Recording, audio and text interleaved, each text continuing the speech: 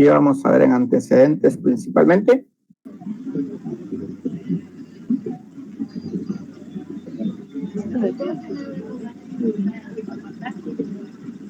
No, la oí muy a lo lejos. No sé si fue mi volumen o su micrófono.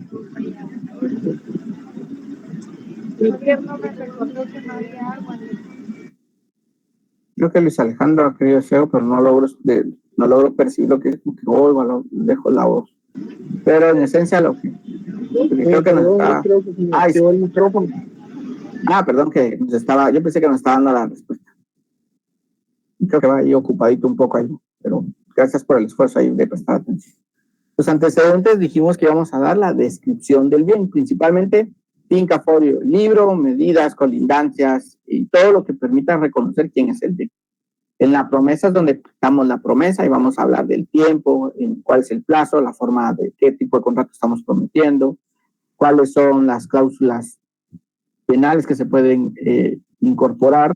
Y luego pues ya pasamos al saneamiento, que dijimos que era esa protección, que fíjense que, ¿se acuerdan que alguien me preguntaba, mire, ¿y puedo hacer un saneamiento para el comprador? El saneamiento protege al comprador, que es el vendedor el obligado de prestar el saneamiento, pero no se da para el comprador. Para eso está la cláusula penal, para poder tener como ¿y qué pasa si no cumple el comprador? Entonces ahí puedo aplicar la cláusula penal, es decir, que va a tener alguna situación de que pagar sobre daños y perjuicios por no haber adquirido el bien que se había prometido, por ejemplo. Y luego está la aceptación, que dijimos que este es un contrato que tiene una aceptación de tipo, digamos, general. Vamos a ver que hay contratos que llevan dos aceptaciones.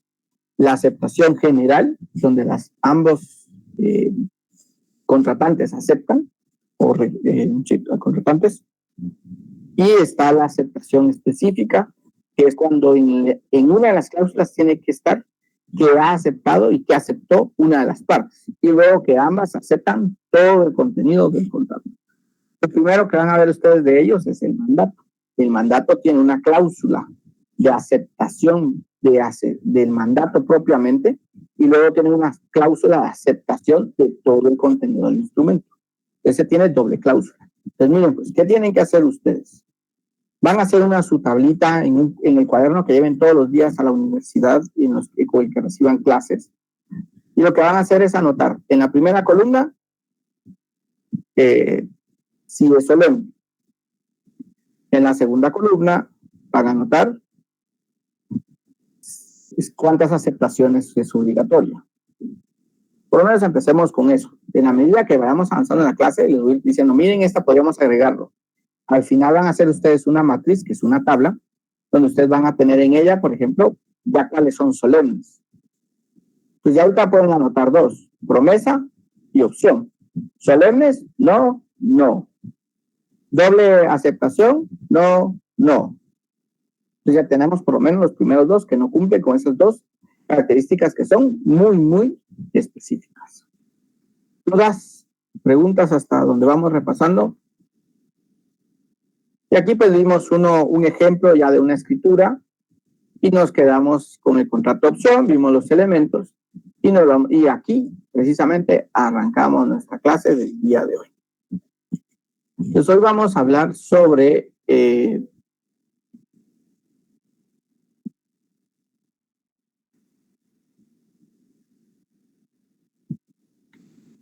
hoy vamos a hablar un poco sobre los derechos reales. Pues el derecho real es un poder directo e inmediato de una persona tiene sobre bienes y que es oponible frente a terceros.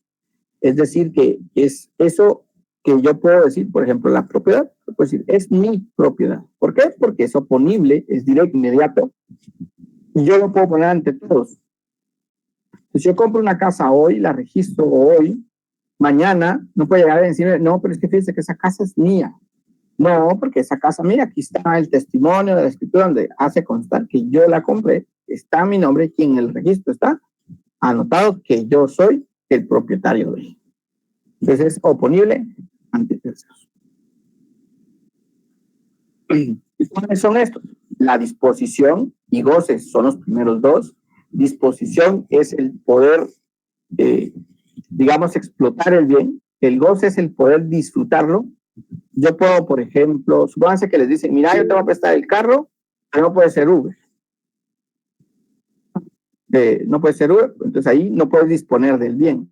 Hacer lo que quieras, no, solo te voy a prestar para algo determinado, o sea, solo puedes gozar, pero no puedes disponer del bien. Luego está de mero goce, que ahí es únicamente lo puedes gozar. Disposición y goce, lo gozo y dispongo de él. Mero goce solo lo puedo gozar, o sea, solo puedo usar, pero no puedo disponer qué hacer con él. Tengo como limitación, por decirlo así. De garantía, que es cuando lo que hacemos es darlo en función de un compromiso y con eso estoy sosteniendo el compromiso al que me estoy comprometiendo a la redundancia. Entonces, disposición y goce tenemos dos, la propiedad y la copropiedad. ¿Por qué? Porque en la propiedad yo puedo venderlo, enajenarlo, puedo grabarlo, o sea, yo puedo hacer lo que quiera con él porque es de mi propiedad. Y en la copropiedad se puede hacer de la parte que me corresponde a mí. De mero goce, el usufructo, el uso, la habitación y servidumbre, que lo único que me están diciendo es que no es que es mío, me están diciendo que yo puedo utilizarlo. Por ejemplo, en el caso de, vamos a ver estos cuando veamos usufructo, uso, habitación y servidumbre, los vemos en dos opciones, en una sola bloque de presentación, digámoslo así. Pero, por ejemplo, la servidumbre da el permiso a las personas, si fuera de paso, de que pasen por su terreno. Por ejemplo, hay colonias, hay residenciales, sí, ya me tiró ahí, ya son dos que transcriben. Ojalá, y les pasan esas transcripciones, ustedes, yo siempre he tenido dudas de eso. ¿Y les pasan esas transcripciones que hacen sus compañeros con esas aplicaciones? Por solo son para ellos, nada más. Ah, qué triste, hombre. Bien, que si no, vamos a buscar la opción. La opción para que ya estos no sean generados. Sé que puede haber una opción, pero bueno. Digamos, están los de goce, que dijimos que en el caso de la servidumbre, ustedes no son dueños del paso. El dueño sigue siendo el propietario, pero él tiene la limitación en su propiedad de que las personas pueden pasar por su propiedad. ¿Y por qué pasa esto? Por lo general, cuando hay terrenos que quedan encerrados porque tiene dueño enfrente, dueño a los dos costados y dueño atrás. Pues entonces, y él necesita salir, a eso se le llama un terreno enclavado. Cuando el terreno está enclavado, uno de los 4 terrenos que lo rodean, si fuera rectangular, otro de los terrenos que están, debe de cederle el paso. Y la regla para ello, lo vamos a ver ya cuando veamos servidumbre, es que el que esté más cercano a la calle, de los 4, el que tenga la distancia más cercana, es el que tiene que otorgarle una servidumbre. Es una servidumbre de carácter obligatorio, por decirlo así. Pero se hace ahí un contrato y demás que se denomina un contrato de servidumbre. Y de garantía, pues ya sabemos que es la hipoteca y la garantía mobiliaria, y que la hipoteca pues ya la vamos a tener en un contrato, pero en esencia la hipoteca es cuando ustedes sostienen con bienes inmuebles una deuda que han adquirido principalmente con bancos y tiene ahí ciertas características. La hipoteca lo van a ver ahorita que vean mercantil, creo que llegan al contrato de hipoteca y de garantía mobiliaria. Creo que ahí leen la ley de garantías mobiliarias. Si no la han leído, es bueno que la lean y listo. Bueno, es la propiedad. ¿Qué es la propiedad? Es el derecho de gozar, es decir, yo lo puedo utilizar, disfrutar de los beneficios y disponer, yo lo puedo transmitir y grabar de los bienes dentro de los límites y con las observancias de las obligaciones que establecen las leyes. Un dato interesante es que, por ejemplo, una persona puede ser limitada de su derecho de goce en un edificio. Eso lo van a ver cuando vean ustedes, bueno, ya tuvieron que haber estudiado todo lo que tiene que ver con copropiedad, pero cuando un copropietario en un edificio quebranta las reglas, no, es que no hay ningún derecho. Fíjate que no estuvo ahí el lunes, pero le voy a contestar su pregunta. En la compraventa, a lo que me refiero que no es ningún derecho, me refiero al derecho real. En la compraventa usted no está adquiriendo el bien, está adquiriendo un compromiso de poder otorgar una escritura a futuro, en un plazo no mayor de 2 años y 1 año, como lo vimos. Entonces, ahí no está adquiriendo un derecho real, porque no lo va a gozar, no lo va a disponer, y lo está dando en calidad de garantía. Ninguno de esos tres. Entonces, ahí no hay derecho real. Mi amigo Carlos Alberto. Interesante pregunta, pero aclarándola, no hay derecho real. Entonces, ¿en qué estaba? Se me fue la idea, lo siento. Con gusto. Se me fue la idea. Algo estaba hablando de la propiedad. Bueno, sigamos. Ya lo recordaré. En algún momento se me va a volver a atravesar la idea que falla. Sí, ya recordé. Estábamos hablando del edificio. Gracias, Yadira. Resulta que ustedes, bueno, si todos ven, ahora, si se dan cuenta, ya no venden casas, están vendiendo mucho apartamentos, a nosotros departamentos de otro lado. Están vendiendo muchas habitaciones en edificios. ¿Y qué pasa si, por ejemplo, su vecino de arriba siempre pone fiestas y el reglamento del vecino dice que no puede poner fiestas los días entre semana, únicamente viernes, con un volumen moderado y hasta las 10 de la noche? Pero le dan las 3 de la mañana. Entonces, como junta de vecinos pueden llevar como un proceso hasta el punto donde, como perjudica a la comunidad, el bien superior, el bien colectivo pesa sobre el bien particular, donde al final como codueños pueden exigir que la persona ya no viva ahí. Es un proceso, pero se puede hacer.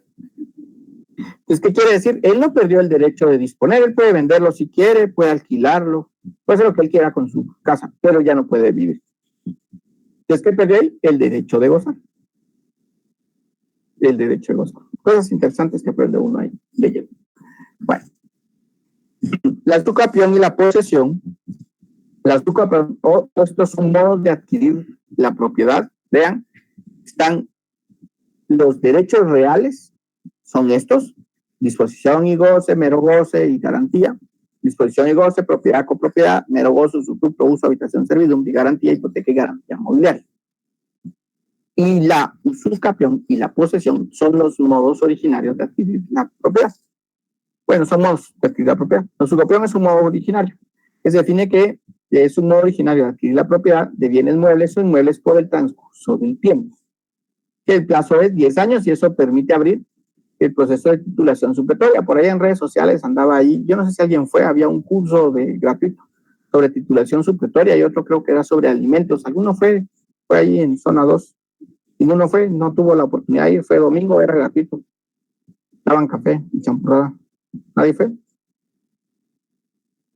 Bueno, lástima. Ahí hubieran oído sobre la titulación supletoria. Eso no es parte de lo del curso, pero en la titulación supletoria lo que se hace es que ya que ustedes han cumplido con ese plazo que establece para denominar la usucapión, pueden iniciar ustedes el proceso de titulación supletoria. Al final, ¿qué es esto?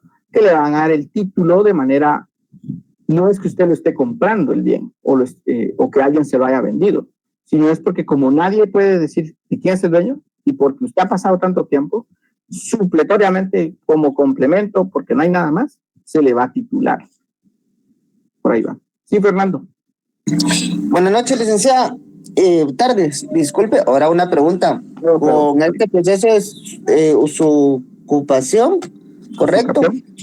Es cuando no tiene un título, no título de propiedad, pero cuando no está inscrito en el registro de la propiedad, ¿se podría usar eso? O cuando, supóngase que una persona se murió y la persona que está arrendando se quedó ahí por cierto tiempo y vinieron sus hijos de otro país, y la persona puede sacar escrituras.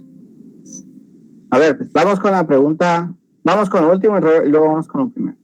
¿Ustedes creen que una persona que está arrendando por el plazo del tiempo puede adquirir la propiedad que ha arrendado solo porque está ahí? No, licenciado. No, licenciado. No hay fundamento legal para ello, Fernando. Es una mala práctica que la gente que arrenda piensa. Por eso que pusieron los arrendamientos a 1 año, 2 años, hasta 3 años máximo. ¿Por qué? Porque la gente decía, es que yo tengo viviendo aquí 20 años, la casa ya debiera ser mía. Culpa del que le alquila no es que usted quiera seguir alquilando, realmente. Hay un dicho que para unos es que el que alquila es porque le paga la casa al dueño, pero si quieren alquilar es su decisión. Primera cosa, con lo que hay, no hay un salto de decir de alquiler, me paso Esto es mío. a dueño, si no hay una opción de compra, que eso ya es una cosa. Ok, gracias, licenciado. Voy con la otra parte. Si no está inscrito, no quiere decir que por eso no haya escritura. El que no esté inscrito, supóngase que usted tiene una casa y nunca fue a inscribir la casa que es suya, pero resulta que esa casa sí tiene dueño. Que usted no sepa que había una inscripción es distinto. Si usted no inscribió la suya, eso quiere decir que usted está dueño de una casa que no le pertenece. Ahora bien, ¿cuándo se da la usucapión? Sí, le voy a dar una idea. Esto pasa mucho en los departamentos. Hay todavía ciertos sectores que no hay escrituras. Puede ser que las escrituras se extraviaron en el tiempo, no hay ni un registro de ellas y nadie sabe, todo el mundo sabe que el dueño es Astrid, la dueña es Astrid. Todo el mundo sabe que Melissa es la dueña de ese terreno. Porque resulta que Melissa vino con los conquistadores, cuando vino le dijeron, te vamos a dar ese terreno de unas 30 manzanas. Y conforme ha pasado el tiempo, pues Astrid ha ido dándosela a sus hijos y a sus hijos y a sus nietos y todos han ido gozando y todos se han ido gozando, pero nadie hizo registro. Históricamente todos saben que el terreno es de Astrid. Pero resulta que Luis y Juan son hijos de Astrid, son bisnietos de Astrid. Ninguno tiene un documento de propiedad. Van a los registros y no hay un registro, pero todos saben la historia de cómo es que ese terreno lo tiene Astrid, pero nunca se le dieron un documento. Y si se lo dieron, pues lo extraviaron. Y no hay registros ya donde se pueda corroborar. En ese caso, puede entonces empezar a hablarse de una usucapión.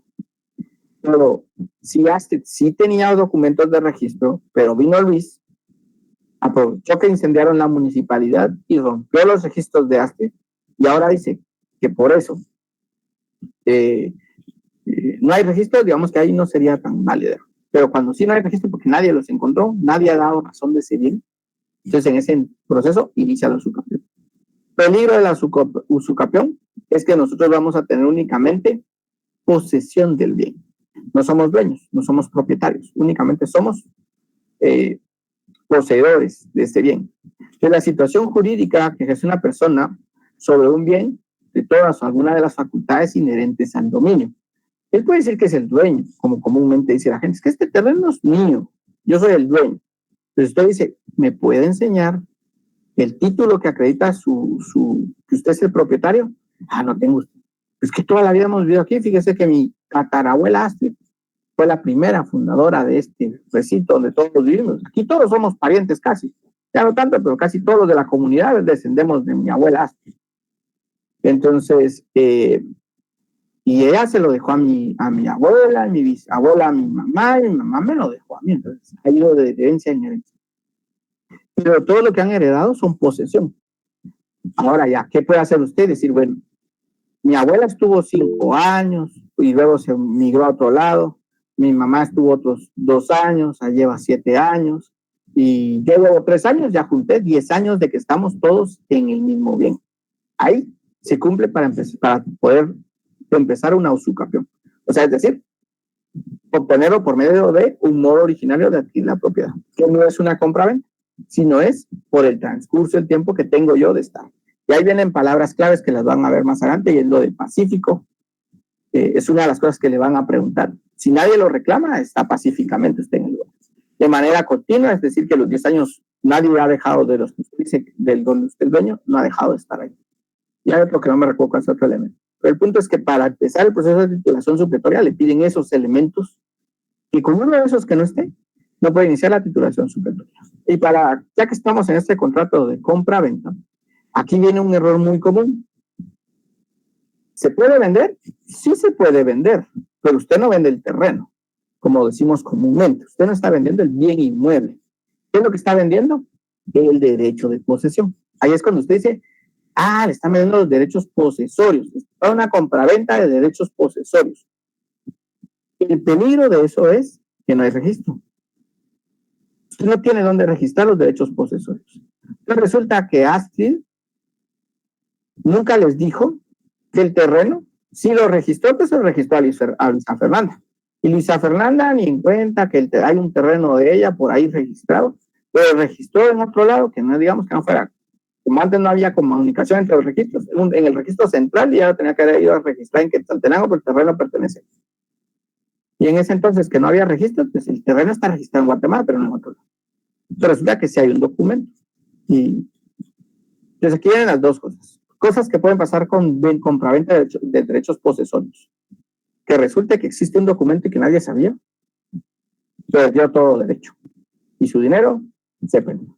O resulta que Luis es de esos que creen que son muy astutos y le vendió el derecho posesorio hoy a Juan, mañana a Fernando, pasado a Gustavo y luego a William.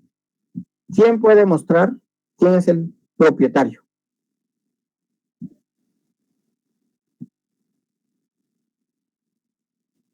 ¿A quién se lo vendieron primero? Complicado, ¿no? Porque ¿cómo? Porque no hay registro. A falta de registro, no hay forma de corroborar esta situación. Por eso que la compraventa de derechos posesorios tiene que ser muy finos ahí cuando se metan a esos procesos y y averiguar, o sea, ahí tienen que ir a investigar, por eso pues, si no, pues tienen a las personas que le colaboran amablemente y decirle, mira, necesito que vayas al lugar y que investigues en la comunidad si realmente estas personas han vivido ahí tanto tiempo y que realmente ellos son los que lo han poseído y averiguar si hay algún conflicto ahí de intereses entre personas. ¿Para qué? Para que no resulten comprando literal en el aire. Literal en el aire. Sí, Cindy. Licenciado, buenas tardes. Entonces ahí se podría aplicar eso del principio del primero en uso. ¿De cuál principio usted? Bueno, es que, por ejemplo, en propiedad intelectual, Pero el registro.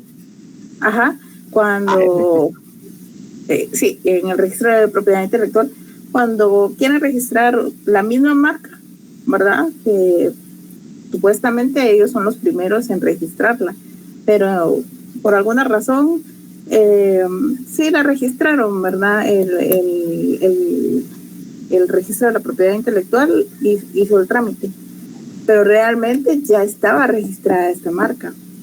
Entonces ahí se cumple eso cuando demuestran quién fue el primero en utilizarla.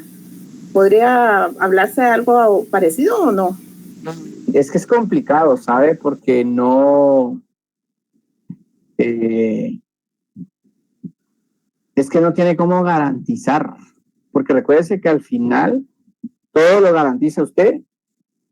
O sea, cuando hablamos de bienes inmuebles, la clave es el registro. Como usted dijo, primero en registro, primero en derecho. Esa es la regla para cuando hay dos cosas que están registradas a nombre de dos personas distintas. O sea, una cosa registrada a nombre de dos personas distintas. Primero en registro, primero en derecho. Se los expliqué la semana pasada en qué consistía el primer en registro, el primero en derecho. Pero en este caso es bien complicado porque no hay un registro. Al no haber un registro, puede pasar cualquier cosa. La invasión no es ese caso, porque la invasión por lo general es un delito al final. Si mi memoria no me falla, si está hablando de alguna situación fuera de, pero sí me recuerdo que hay algo que tiene que ver con las invasiones, si no, pues la gente no haría el proceso. Acaba de pasar ahorita en la semana pasada, creo que fue ayer, el lunes o martes por ahí, sí, ayer o antier, ahí en Carretera El Salvador, CA9 creo que es esa. Habían unas ventas cerca de donde está, si uno se moviliza por ahí, cerca de donde está, hay un restaurante ahí que tiene un mirador, no me acuerdo cómo se llama, pero está del Ángel. Ajá, el Portal del Ángel. Sí, fue ayer. Yo había pasado ahí antes, y yo recuerdo que había una venta inclusive como de pisos y cosas, había venta había una persona que se dedicaba a hacer cosas de cobre y situaciones como él. Siempre han estado ahí desde que yo me recuerdo, tengo uso de razón. Pero ahora, si ustedes pasan de ayer para hoy, que pasó el suceso, pusieron como bardas de esas para separar terrenos, por decirlo así, parece que ellos habían invadido ahí, no sé cuántos años que habían invadido, pero que llevaban un proceso judicial y lo perdieron y ahora llegaron a sacarlos, por eso había muchas patrullas ayer. Si ellos no tenían el título y dijeron como aquí no hay nadie, aquí me puedo estar y conforme pase el tiempo me voy a titulación supletoria y demás, pasa mucho. Mire, licenciado, perdón que lo interrumpa, pero en este caso, por ejemplo, si le compraron el derecho de posesión a una persona, porque esta persona tenía una hipoteca, perdía la casa al no pagar la hipoteca. Entonces, esta persona viene y paga la hipoteca del vendedor, ¿verdad? Con la condición de que le está vendiendo el segundo nivel. Ahí estaríamos hablando de la venta de posesión, pero cuando, no sé, ¿verdad? Es pregunta.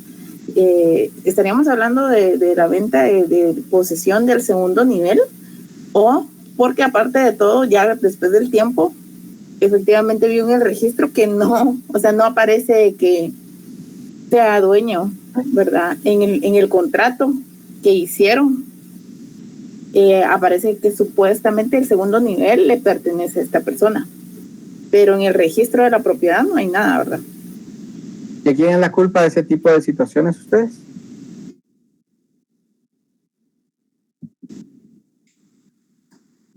¿De quién cree que es la culpa de ese tipo de situaciones? No estoy muy seguro, licenciado, pero tal vez es notario.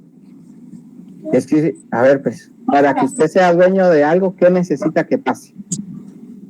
Ya, ahorita lo he dicho varias veces. ¿Qué necesita que pase para que usted pueda decir que es dueño de algo? Esté inscrito. Esté inscrito. ¿Sí? Si yo quiero vender un segundo nivel, yo tengo que hacer una finca matriz por ese segundo nivel. Así es como funcionan los edificios. Cada uno de los niveles, o sea, está la finca madre, digámoslo así. Y de esas fincas madres salen otras fincas pequeñas, que es como generan cada uno de los apartamentos y niveles de cada uno.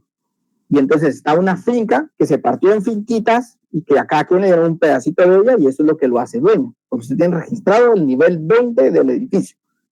Nivel 20, habitación 80. Usted tiene ese y tiene un documento que dice, usted es el señor dueño de ese nivel y va a ver. Ahora bien, no puede comprar un derecho, pudo haber comprado, es que una posesión no me suena como algo lógico porque las posesiones tienen otra figura y ahí sí hay una inscripción. Posesión es porque no tengo figura.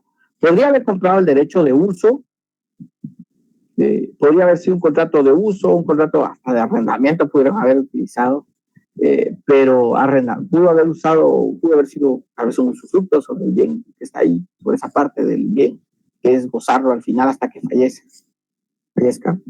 Pero esa figura que usted me describe, ahí sí, mal notario. Ahí es donde nunca falta quien, y de verdad se los digo, nunca va a faltar quien le dice, yo se lo resuelvo, pero no sabemos si la resolución es, ahí sí que como dicen, si sale más cara la medicina que la enfermedad, o no sé cómo se ha dicho, pero no sé si la solución es bajar más problema que beneficio. Cuando ustedes estén de notarios, a veces la necesidad de querer tener clientes los puede orillar a querer hacer todo lo que les pidan. Cuando ustedes, acuérdense que hay una función que es la función orientada, o sea, ahorita me tengo otro nombre, la función de orientar ustedes a sus clientes.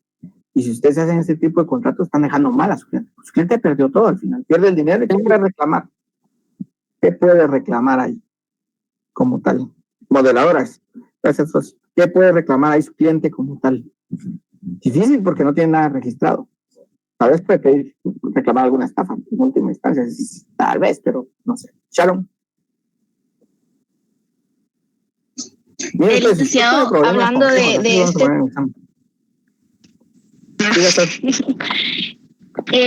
fíjese que hablando de este tema me entró duda, ¿verdad? Acerca de que hay que ir al registro de la propiedad. Más o menos podría explicar el proceso para poder saber si un terreno tiene escritura y así, o hay que pagar y todo eso. La verdad, yo ignoro el proceso. Me gustaría Ya saber. somos dos. No, mire, pues, para hacer ese proceso, la verdad es que se hace una consulta. Los notarios tienen acceso a hacer consultas, se pueden hacer consultas electrónicas. Lo vamos a ver para ahorita pero en esencia, una consulta electrónica es como el primer paso que usted tiene que hacer para saber quién es el dueño del bien que usted tiene, o sea, quién es el propietario. Usted puede tener un testimonio de una escritura donde hace constar que una persona es la propietaria de ese bien, pero usted tiene que garantizar que no haya otro registro posterior a esa escritura. Ya hablando de registro, ya ahorita dejamos la posesión. Entonces, cuando usted va, hace una solicitud y usted tiene que ver que la persona que usted tiene como en este testimonio, digamos que Luis Felipe López, es el que tiene el testimonio y dice que él es el dueño, propietario de esta casa. Pero si usted va al registro, resulta que en el registro después de Luis Felipe hay otro registro hecho, posterior, donde dice que la casa realmente el dueño es José Luis. Usted ya no puede hacer nada con ese documento, porque ese documento en el registro ya fue, digamos que ya fue, voy a usar este término, pero no es el sentido, pero para que tenga una idea, ya fue como invalidado porque ya entró uno nuevo. Entonces solo queda como historial. El dueño es el último en registro. El último en registro es el propietario del bien. Entonces, si usted va y Luis Felipe está arriba de Juan Luis, entonces resulta que en el certificado que usted solicitó electrónico, usted dice, mire señor, lo lamento mucho, pero usted no podemos vender esta casa porque el dueño es Juan Luis. Le toca averiguar en qué momento alguien firmó por usted firmó y ya se puede ir por otro lado. Ahora, si no hay registro, pues entonces usted tiene que ir a los dos registros, porque eso es lo ideal que tienen que hacer siempre. Al registro general central y al segundo registro, que está allá en Quetzaltenango, y va a la planilla y dice, mire, fíjese que vengo a solicitar, tiene que dar finca, folio y libro, se paga por eso, pero usted necesita una certificación. ¿Qué es una certificación al final? Que le van a dar una impresión de todos los registros que tengan en esa finca, folio y libro que usted está diciendo. Y ahí le va a aparecer quién es el dueño. Y con eso, usted ya puede empezar el proceso. Si está a nombre de la persona que le está solicitando sus servicios, listo, usted tiene las constancias que él es el propietario y con eso usted está bien. Si resulta que no es la persona, pues usted no debiera de hacer nada. ¿Por qué? Porque se puede inscribir en situaciones ya legales de otro ente. Stanley, disculpa la interrupción. También es bueno de que ellos tomen en cuenta de que en el edificio de finanzas también existe un historial. Cuando no está inscrito allí, se puede ir a las municipalidades, al departamento de catastro, porque ahí también tienen las certificaciones, ¿verdad?, de las propiedades. Caso contrario, ahí el notario debe de hacer el proceso para poder hacer una titulación, ¿verdad? Si no hubiera propietario, exacto. Pero lo ideal es que usted antes de cualquier cosa esté segura que el dueño es quien dice ser. Para eso, no es tanto todo el historial, al menos el dato de quiénes son los últimos movimientos que va a tener. ¿Por qué? Porque todo el historial le sirve para saber quién fue el primer dueño hasta quién es el último dueño. Digamos que eso no le sirve de mucho. Le sirve al menos los últimos movimientos que tenga en el registro. ¿Para qué? Para ver quién es el dueño. Y el electrónico solo sirve de... Perdona, también es bueno en el ver esos registros porque allí aparecen las hipotecas que están inscritas, si están inscritas, si están en deuda aún o están canceladas, para poder ver si pesa algún gravamen en ese bien inmueble y si la otra persona pues lo acepta, ¿verdad? Es correcto. Eso lo vimos en la clase anterior, por eso era importante esta parte. Y sobre todo cuando está hipotecado no se puede vender fácilmente. El banco, si es con un banco, tiene que dar la aprobación de que se va a vender. Si no, no se puede vender. Son de las cosas que cuando eso lo van a ver más en mercantil. En nuestro lado, pero nosotros lo mencionamos aquí. Muy bien, ¿qué es el contrato de compraventa? Es un contrato típico civil por el cual el vendedor transfiere la propiedad de una cosa y se compromete a entregarla y el comprador se obliga a pagar el precio del dinero. El vendedor tiene obligación de transferir y entregar. dos obligaciones tiene el vendedor. No solo decir, pues te voy a firmar los documentos, pero nunca te di la casa. O te di la casa, pero nunca te firmé los documentos. Ninguna de las dos cosas le sirve. Y el comprador tiene la obligación de pagar el dinero en la forma, tiempo, modo y lugar que hayan convenido las partes. Características, pues este es un contrato principal, porque es independiente de cualquier, es consensual, porque no necesitan entregar el bien para que se perfeccione, sino que se perfecciona a partir de que ustedes están de acuerdo con lo que están llegando a hacer. Es bilateral, porque si hay dos personas, si no fuera otro tipo de contrato. Oneroso, porque aquí hay cargas y gravámenes para los contratantes, es decir, cada quien va a aumentar y a disminuir, digámoslo así, su patrimonio. Relativo de dominio, porque este sirve para adquirir la propiedad, es un modo derivado para adquirir la propiedad en algunos casos. Conmutativo, porque las prestaciones son ciertas y determinadas. Y típico, porque se encuentra regulado en ley. Dijimos que todo lo que se establece como es un contrato típico mercantil, es un contrato típico civil, significa que está dentro del Código Civil o dentro del Código de Comercio. Elementos personales, vendedor, comprador, la cosa y el precio. Y este es forma. Hay libertad de forma, no hay una estructura para hacer un contrato de compra-venta. Y aquí viene otra vez, tercer contrato, pues, miren, pues, otra vez. Vimos que la opción y la promesa son contratos no solemnes, pero que pueden ir en escritura pública cuando son bienes inmuebles o derechos reales. En la compra-venta no es contrato solemne. Llevamos 3 contratos y ninguno es solemne. Pero debe inscribirse, va en escritura pública. Lo mismo que la compra-venta, la compra-venta, la opción y la promesa son obligatorio que vaya en escrituras públicas, solo si debe de inscribirse. Principalmente bienes inmuebles o vehículos, que son todo lo que ustedes digan, esto, una compraventa de una marca, por ejemplo, tiene donde inscribirse, en escritura pública. Una compraventa de una motocicleta tiene donde inscribirse, en escritura pública. Una compraventa de una bicicleta, las bicicletas se registraban antes tenían placas, ahora ya no lo hacen, pero antes sí tenían placas. Si siguiéramos en ese sistema, debiera de hacerse en escritura pública. Una compraventa de mi colección de libros de Nery Muñoz, de la primera edición, firmados y autografiados por él. Galerías, fotos donde aparece que sí lo firmó él y con constancias de la familia, que sí son la primera edición de los libros del doctor Nery Muñoz, no tienen registro. No necesitan que se haga en escritura pública. Ahora, ¿por qué lo puede hacer en escritura pública cualquier cosa? Porque eso sirve para que dure en el tiempo, que es el objetivo de las escrituras públicas, que siempre sean documentos, digámoslo, todos son vigentes, pero es vigente y fácil de obtener una copia si ustedes quieren una de ellas. Si tienen alguna duda, ya saben que preguntan, y si en algo ahí se me va a mí algo, ya saben que ahí está nuestra gran amiga licenciada Rosy, que solo ganas para ayudarles ahí también. Muy bien. Porque la gente no lo hace, pero debiera. La ley es clara. Pero la gente no lo hace, por eso es que hay tanta estafa.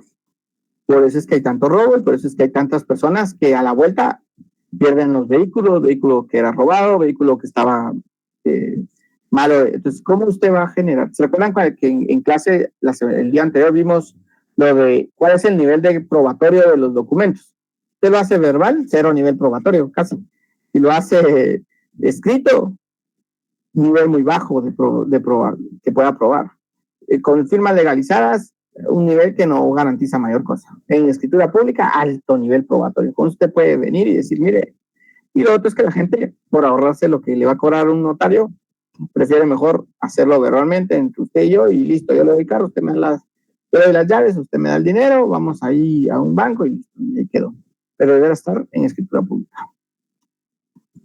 Artículos que van relacionados con esto, 1790 define el contrato de compraventa, que es el 1576, eso rojo quiere decir que son los puntitos rojos que yo les recomendé en la sesión presencial de la semana pasada, que los que tengan que inscribirse o anotarse en los registros, cualquiera que sea su valor, cualquiera que sea su valor, deberá constar en escritura pública.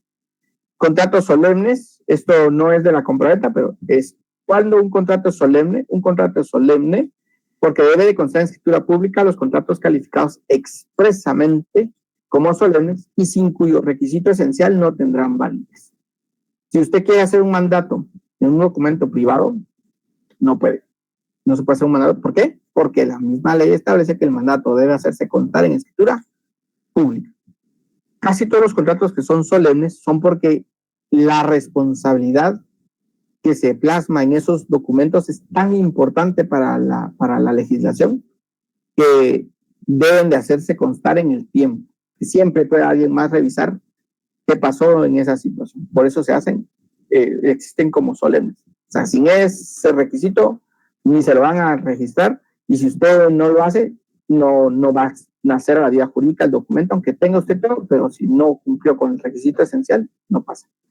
Consensuales, pues son todos aquellos que vimos que entre las partes, en el momento en que conviene la cosa y en el precio, aunque si ni una ni la otra se va a entregar.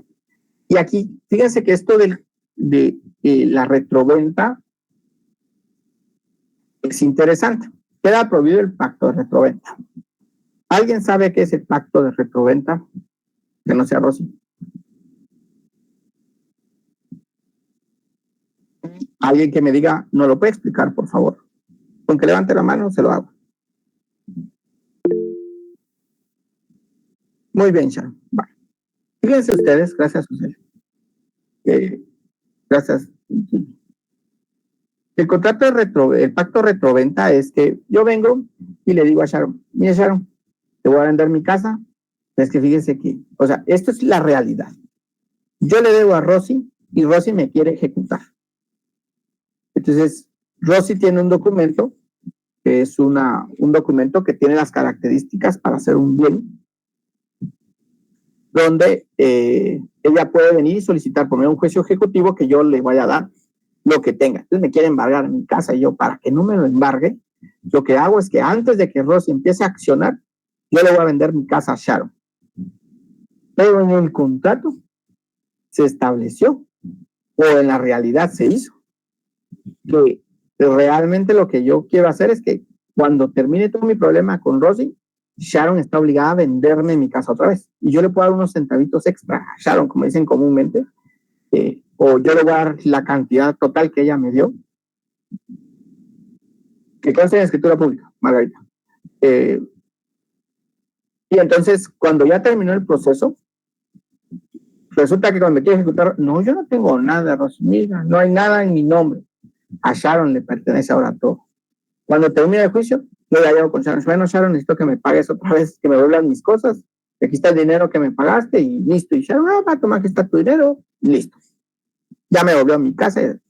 Ese es un pacto retroventa, donde el vendedor original pacta con el comprador original que después de cierto tiempo, en algunos países sí está normado como positivo, dan 3 años a veces de plazo. Digamos que fuera ese caso, después de 3 años, que fue lo que me llevó el problema con Ross, ella tiene que venderme a un precio que ya los dos convenimos para poder hacerlo. Es como una reventa a la misma persona. Exacto, puede hacerse de una manera sencilla. Interesante, fíjense que ustedes les está dando clases el licenciado de Derecho Internacional, Homero, ¿verdad? ¿Cierto? Él les da clases de Derecho Internacional. Muy bueno, usted, muy bueno, la verdad, muy bueno. Él nos contaba que, y ya él se los va a decir, les va a decir, miren jóvenes, les va a decir, miren jóvenes, yo hasta que estudié para mi privado, leí la exposición de motivos del Código Civil. ¿Y saben qué es una exposición de motivos? Como uno que me diga no, lo explico. Muy bien, vale. Así, de verdad, lo más agradable que pueden hacer ustedes es decir, no, pues no lo sé y listo. Así lo discutimos, y si yo algo no me lo sé, les digo no me lo sé y lo discutimos.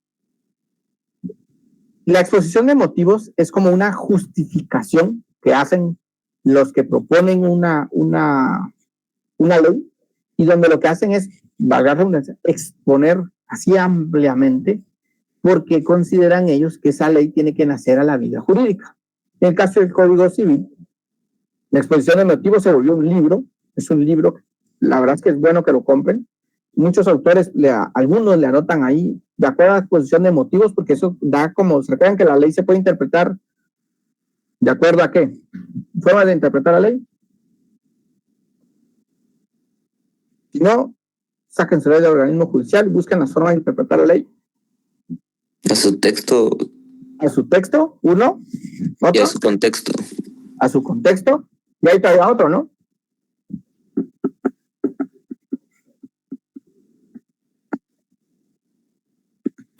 A su espíritu. Exacto. Cuando usted quiere saber el espíritu de la norma, se va a la exposición de motivos. Ahí le va a dar como una idea de qué es lo que el legislador quiso decir cuando escribió esa normativa. El Código Civil tiene una exposición de motivos que es como un libro casi. Y ahí van explicando artículo por artículo del Código Civil cuál es la razón de por qué existe. En la exposición de motivos del Código Civil explican que los autores del Código Civil, por cierto, uno de ellos escribió un libro del Código Civil, procesal civil, porque lo escribió el mismo notario, abogado y notario sería en este caso, que ellos dejaron expresamente que era prohibido el pacto retroventa, porque consideraron que si no se anotaba, sabemos que qué es lo que establece nuestra Constitución, que podemos hacer todo aquello que la ley Lo prohíba. Exacto. Entonces, ellos quedaron que si al final no anotaban esas palabritas de que era prohibido el pacto retroventa, la gente podría hacer un pacto retroventa. Porque es que ellos lo vieron como algo muy que debía ser normado de forma prohibitiva, porque podía generar simulaciones de contratos a gran escala, como por ejemplo, eso de te lo voy a dar para mientras, pero me lo tienen que devolver obligatoriamente. Eso es otro contrato que sí existe, pero no es el caso de lo que estamos. Esa es la razón del pacto de retroventa. Y esto les voy a tomar yo mismo captura. Se los recomiendo para que lo lean. Esto explica la diferencia. Es una cuestión, la verdad es que no recuerdo ahorita bien cuál era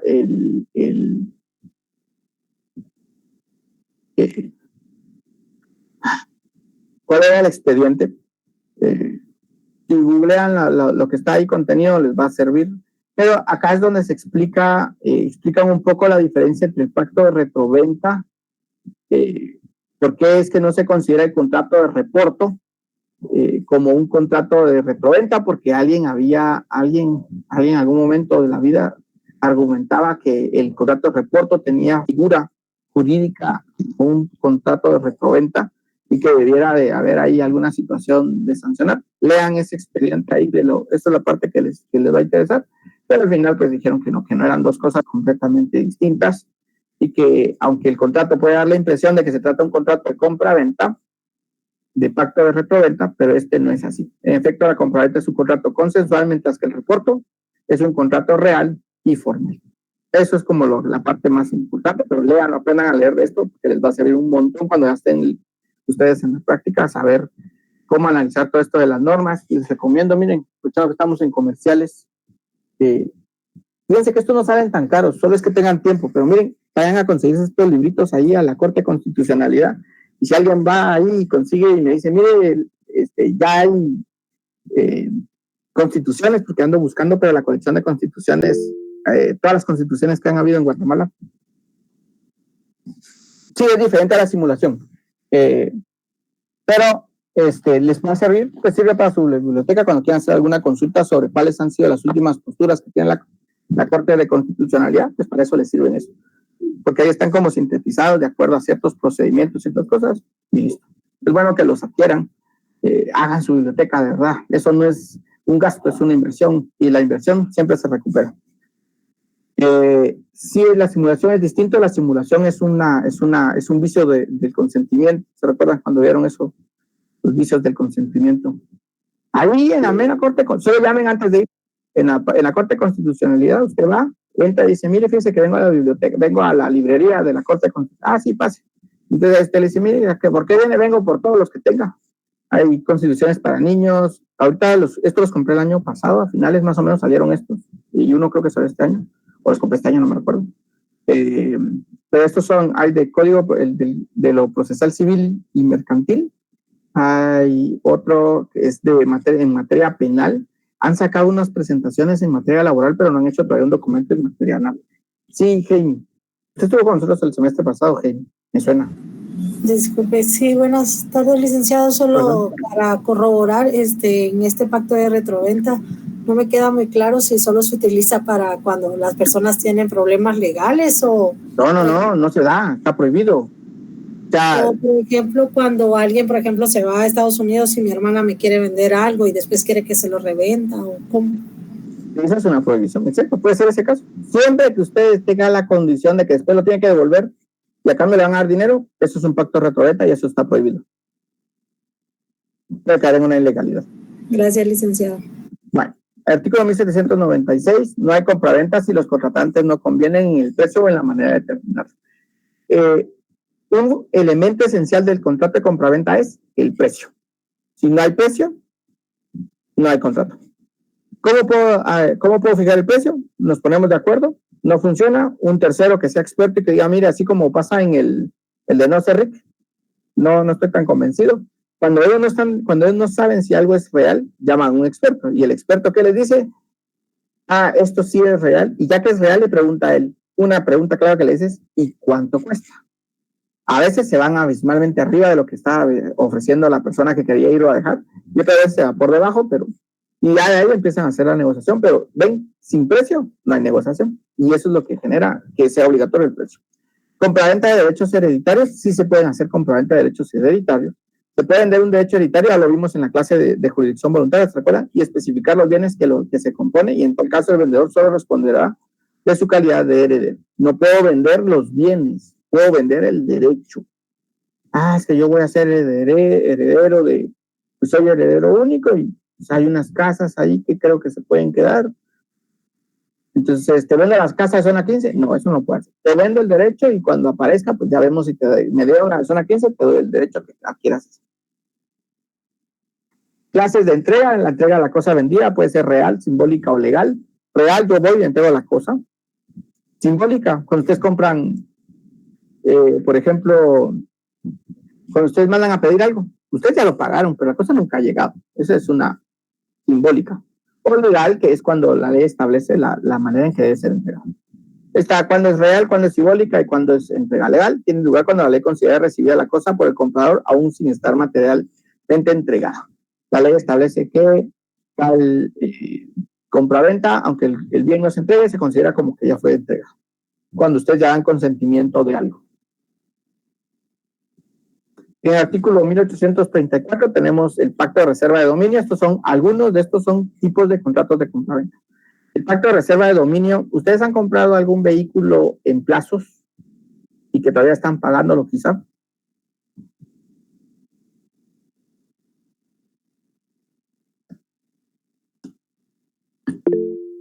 ¿No? ¿Sí? Yo acabo de comprar uno, Lick. Vale. ¿Y le dieron el título de propiedad? No, aún no, aún está en trámite. Ajá. Lo que tiene es una constancia de que el vehículo, si fuera vehículo, o lo que haya comprado, usted lo puede usar y que no se lo robó. Eso es todo lo que dice el documento al final. Ahora, los pactos de reserva de dominio se utilizan primordialmente cuando hagamos esa compraventa de eso que dicen, comprémoslo por abonos, dicen lo coloquial. Cuando se hace una compraventa por abonos, fíjense, o sea que aquí no soy el dueño, ¿verdad? No, obvio no va a ser el dueño.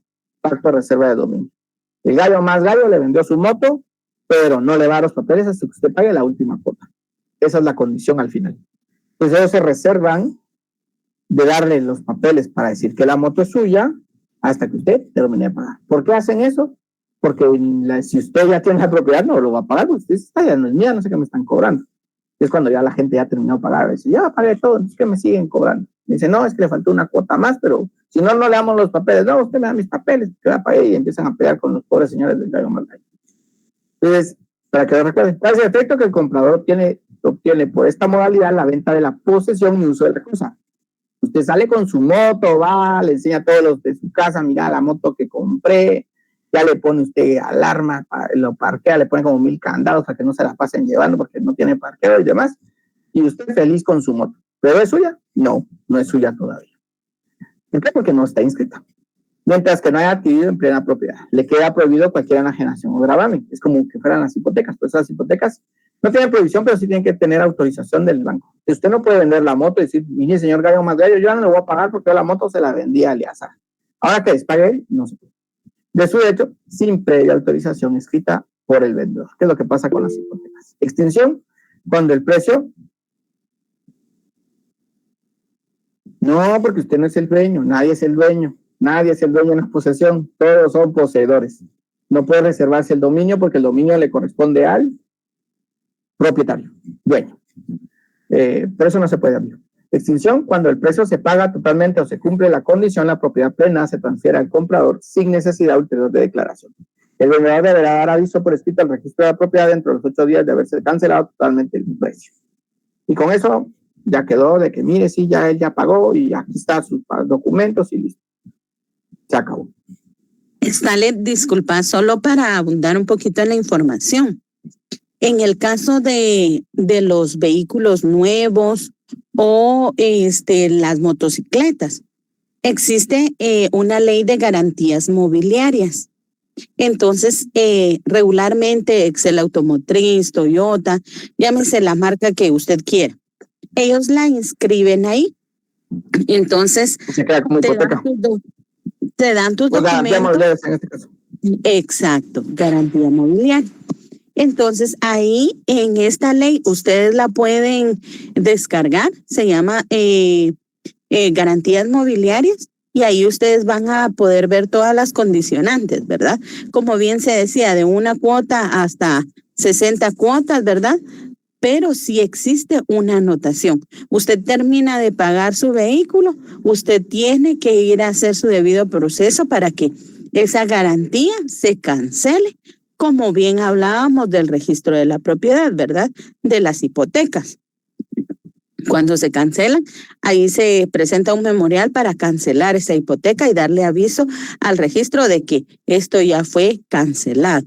Entonces, solo para que también tengan ustedes ese concepto, porque sí extienden a nombre del propietario, del futuro propietario, la motocicleta, la camioneta, el pick-up, lo que usted saque, ¿verdad? Como una garantía mobiliaria. Muy bien, gracias Rosy por la información. Sí, esa es la otra modalidad que es lo que más usan, porque antes no estaba la garantía mobiliaria, entonces al aprender. Pero bueno, es bueno que lean esas leyes, esas creo que la tuvieron que haber leído en civil, creo, esas de civil, las de garantías mobiliarias, pero si no es bueno que la lean.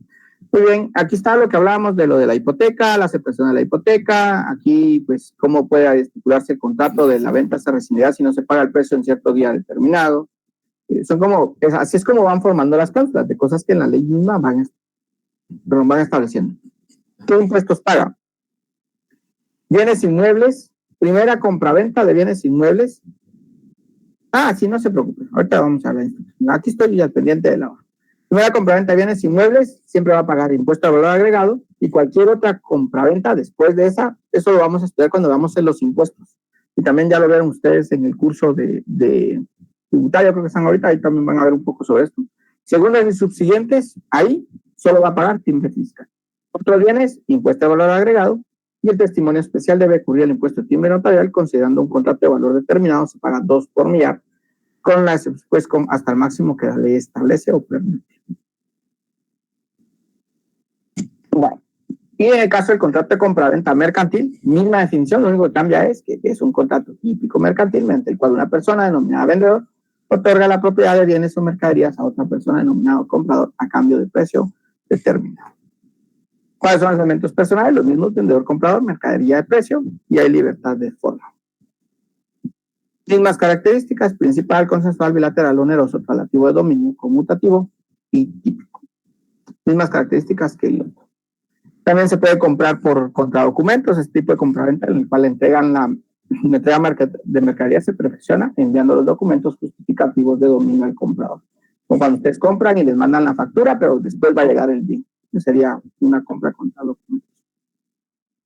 Y esto, pues, solo son los artículos que deben de leer del Código de Comercio, 695, que es toda la compraventa mercantil, en 695 en adelante. Ahí está de los Incoterms, el libre a bordo forward, el costado buque FAS, que eso los van a estudiar ahorita en mercantil, costo seguro y flete CIF, el costo y flete, que estos son modalidades en las que lo que va a tener que ver, tiene que ver con la responsabilidad de quien adquiere la responsabilidad al momento que hay un siniestro en el transporte de lo que sale de la bodega y llega a su casa, ¿quién es el obligado? Obligaciones previas, por favor, o porque sí. Mientras tanto, obligaciones previas, documentos personales de identificación de los comparecientes, título en el que acredita la propiedad del bien objeto de la venta, salvo que sean cosas futuras o esperanzas inciertas. Si puede hacerse una desmembración, el plano de la finca va a formarse, que era lo que les decía con lo del segundo nivel, pago de impuesto único sobre inmuebles, si son inmuebles, una identificación tributaria de los contratantes, si fuera de primera compraventa, posteriores pues razonar los títulos, testimonio especial, testimonio del cliente y aviso a la municipalidad si son bienes inmuebles. Algunas modalidades de compraventa, la compraventa por abonos, que ya la estudiamos, compacto de reserva de dominio, por lo general se utiliza para bienes muebles, o que ahora sabemos que se utiliza también la modalidad de darle garantía mobiliaria, que es la siguiente, por compraventa de bienes inmuebles, con garantía de bien inmueble, con garantía hipotecaria, compraventa de fracción de inmueble, que es una desmembración de bienes inmuebles. Hay que leer la ley de parcelamientos urbanos para que tengan cuál es el fundamento de ella, o sea que esa es otra ley que tienen que tener para su examen. Compraventa de reserva de usufructo vitalicio, que lo vimos en algunos artículos del Código Civil, compraventa de derechos de posesión, acto de rescisión, comisario de adición al día. Este de adición al día es cuando, fíjense ustedes que estos son interesantes, el de adición al día es cuando ustedes compran un bien, pero queda como una reserva de que si hay un comprador que después lo quiere comprar, se puede dar la opción de que a un mejor postor la puedan volver a vender, el mismo vendedor. A eso se le denomina adición al día. Y aquí pues ya solo había un ejemplo de contrato de compraventa. La verdad es que el contrato de compraventa no hay mucho que explicarles. Sabemos que primero van los antecedentes del bien, luego de los antecedentes del bien va todo lo que tiene que ver con el precio, lugar, cómo lo van a pagar, en efectivo, cheque de caja o de qué manera, cuáles son las características del bien, qué es lo que usted está teniendo. Luego la aceptación de la compraventa de los derechos. Esto es una posesión de fracción de bien inmueble que tenemos aquí, es una compraventa de derecho posesorio, y de ahí termina. Es un contrato que no es muy complejo, porque es como el más común que ustedes van a ver. Y con eso terminamos nuestro tercer contrato, que es el contrato de compraventa de bien inmueble. Les agradeceré mucho. Ahora presten atención a la siguiente situación, en lo que yo vuelvo a la sesión, que hay una opción para decir regresa, pero no me acuerdo cuál es. Ya llevamos 3 contratos. Y eso vamos a dejar ahí con el QR. Muy bien. Le pregunté a la licenciada lo que ustedes me hacían, el cuestionamiento que preguntaba a un chico en la clase anterior que era nuevo. Me decía cuál es la metodología de trabajo. Entonces, le pregunté a la licenciada respecto a él y me dijo que efectivamente vamos a ir compartiendo las estructuras matrices de las que tengan, las que no, pues ya saben, ustedes las van a tener que investigar conforme vayamos avanzando. Entonces, yo debiera de lograrles compartir al menos 2 modelos de escrituras, y el tercero, si no lo conseguimos ustedes. Que sería la opción, la promesa y la compraventa. Compraventa, cualquier contrato de compraventa. Esos 3 son los que tienen que empezar ustedes a transcribir. Pues cambian los datos y demás. Clave es que tienen que empezar y para eso les iba a compartir esto de acá. Esta es una idea, podría decirse, no es como tal, pero es una idea. Lo encontré yo en internet, entonces se los comparto porque estaba en internet. Pero esta es una idea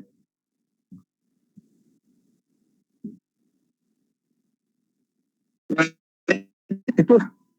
Entonces, esta es una escritura de una compraventa, si mi memoria no me falla, así lo busqué. Entonces, el testimonio de la escritura pública de una donación es esta, fracción de inmueble que le dieron a una municipalidad. Entonces, vean, aquí aparece estos documentos que no están en la escritura pública. Este es lo que le llamamos los atestados. Todo lo que ustedes tienen que tener extra. Este es un certificado del registro. Aquí está esto lo que les mencionaba, miren. Estado de la finca al momento de la conservación, cuál es el folio, qué tipo de finca es, libro mayor, cuál es la propiedad. Este es el propietario, José Juan Meoño Sánchez. La última fue en el año 2000. ¿Qué limitaciones tiene? ¿Qué anotaciones tiene? No tiene ninguna. gravamen ninguno, realización Quetzaltenango el 8 de marzo de 2000. Este es lo que ustedes tienen que ir elaborando. Esto sí lo hacen por cada uno de los documentos que vamos a ir generando. Hay que hacer uno de estos. El semestre pasado, yo no sé si está el mismo chico que les hizo el favor de... No, eso los tienen que comparar, eso los tienen que buscar ustedes. Esa es la parte de su trabajo, buscar los atestados. Sí, hombre, hasta ahí ya no podemos llegar. Ya nos dicen, mire, y si nos da la carátula de una vez ya con todo y las pastas y solo le entregamos, no quedaría mal. Pero no, porque si chistes que aprendan algo. Este es como uno de los atestados que lleva. Luego aquí está otra vez otro atestado. Acá hay otro atestado, o siguen siendo la misma. Y aquí está la escritura. Miren, esto es lo que ustedes van a copiar. Toda esta redacción, lo que ustedes van a copiar a mano, se hacen hojas de papel español, no simulación de hojas de protocolo. Quien lleve hojas de simulación de protocolo, con todo el de nuestro corazón, vamos a decir, no se lo podemos recibir y entonces no vamos a poder tener la nota que corresponde. Este vendría siendo lo que ustedes van a hacer a mano. Luego hacen su correspondiente primer testimonio, que es el testimonio que entregan. Tienen que hacer el testimonio, este es el plano, que es otro atestado. La constancia del pago del impuesto, que es otro atestado. Y ahí termina lo de los atestados para este pequeño expediente, ¿no? Y ustedes tienen que generar los atestados, hacer el testimonio especial, el testimonio y el testimonio que le entregan a las partes. Tienen que venir con sus dos testimonios y tienen que anotar que se pagaron los impuestos correspondientes, y entonces ustedes tienen que dibujar en los testimonios de cada uno, tanto el testimonio especial como el testimonio que entregan al interesado. Ahí van a hacer cuando tienen que ir adelantando, eso lo ven en un notariado 2, si mi memoria no fue, cómo fue que hicieron, ahí estudiando de los impuestos. ¿Saben ustedes qué impuestos se pagan cada uno de los tipos de testimonio? Tienen que adherir, si se puede adherir, tienes, y si no, pues decir que es la constancia de acuerdo a lo que establece la SAT. ¿Sí? Ese es para el segundo parcial. El primer parcial tiene fecha 29 de agosto.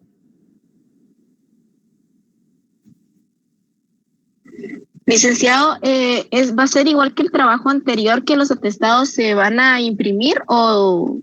Sí, ¿verdad? Sí, eso sí. Okay. Sí, eso sí va en hoja de papel bond. Sí, este es en hoja de papel. Así como se ve este sí les voy a compartir el archivo porque está en internet libre, como para que tengan una idea de cómo es un expediente, digamos, de una escritura. Como tal, la que se ve como fotocopia, que tiene firmas y sellos, eso vendría siendo lo que es un testimonio de una escritura. Esta es una donación, no la vamos a usar como referencia cuando nos toca hacer donación, pero es para que tengan una idea de cómo se llama. Cada uno de los documentos tiene distintos atestados, casi siempre son DPI, escritura, testimonio de quién es la persona, el propietario, dependiendo del tipo de contrato que van a hacer, así son los atestados, pero es que no se puede hacer hasta ahí. Si tienen suerte, puede ser que la licenciada no es de solo la escritura, sino la escritura con todos los atestados, pero si no, con la escritura, y ya ustedes buscan qué es lo que indican ahí de acuerdo a las obligaciones previas que necesitan, obligaciones posteriores que necesitan, y con ello van tomando sus atestados. Muy bien, ha sido un gusto saludarles. Si todo pinta para bien, nos miraríamos el próximo lunes, ya con la siguiente clase, que ya sería otro contrato. Perdón, solo una consultita. Escuché que mencionó fecha del examen. Sí, 29 de agosto. ¿El primer examen? Así es. Ok, perfecto. Muchas gracias, Lick. Feliz noche. Con gusto. Gracias, licenciado. Feliz noche. Gracias, licenciado. Feliz noche. Gracias, Lick. Feliz noche. Lick, yo me quedé con una duda. Sí, Sharon. En el caso de las demás escrituras, bueno, las que hemos visto ahorita, contratos, que son la adopción y promesa, esos también todos llevan, los contratos que vamos a ver, van a llevar testimonio especial y testimonio normal, ¿verdad? Sí, o sea, también los colocamos en todos. Sí. O sea, llevan lo mismo. Sí, porque el testimonio especial para el Archivo General de Protocolo y el testimonio para la persona interesada. Ok, gracias, licenciado. Feliz noche. Con mucho gusto.